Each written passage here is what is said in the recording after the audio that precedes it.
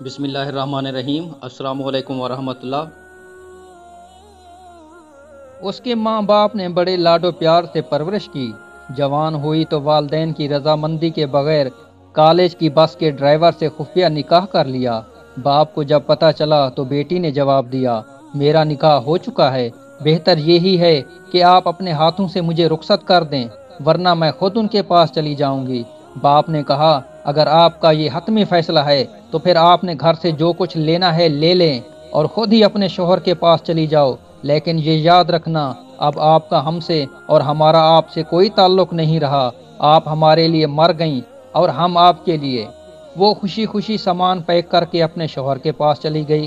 تقریباً 8 سال بعد اس کی ملاقات ایک قریبی عزیز سے ہوئی اور وہ اسے اپنے گھر لے آیا۔ خیر خیریت دریافت کرنے کے دوران اس نے زاروں قطار رونا شروع کر دیا۔ وہ سمجھا کہ شاید گھر کے حالات صحیح نہیں ہوں گے، والدین کی نافرمانی اور جدائی کا پچھتاوا اسے رلائے جا رہا ہوگا۔ تمام گھر والے اسے دلاسا دینے لگے اور رونے کی وجہ دریافت کرنے لگے۔ بہت اصرار کے بعد اس نے رونے کی وجہ بتائی۔ وہ کچھ یوں گویا ہوئی، میں نے والدین کی نافرمانی کی، ان سے تمام تعلقات ختم ہو گئے، اس کا پچھتاوا تو مجھے ساری زندگی رہے گا۔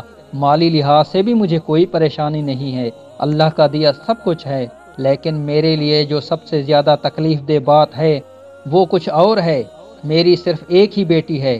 میرے شوہر جب نماز پڑھنے کے بعد دعا مانگتے ہیں تو میں نے چپکے سے کئی بار ان کی دعا سنی ہے۔ وہ روتے ہوئے اور گڑ گڑاتے ہوئے اللہ پاک سے صرف ایک ہی دعا مانگ رہے ہوتے ہیں، یا اللہ میری بیٹی ماں پہ نہ جائے، یا اللہ میری بیٹی ماں پہ نہ جائے، یا اللہ یہ اپنی ماں کی طرح گھر سے بھاگ کے کبھی شادی نہ کرے، یہ اپنی ماں کی طرح اپنے والدین کی عزت کو کبھی رسوا نہ کرے۔ حاصل کلام یہ کہ یہ دعا تمام لڑکوں اور لڑکیوں کے لیے ایک پیغام، ایک نصیحت اور ایک اعلان ہے، اگر کوئی سمجھے تو۔ دعا ہے کہ اللہ پاک کسی بھی ماں باپ کو اپنی اولاد کی رسوائی سے بچائے، آمین ثم آمین۔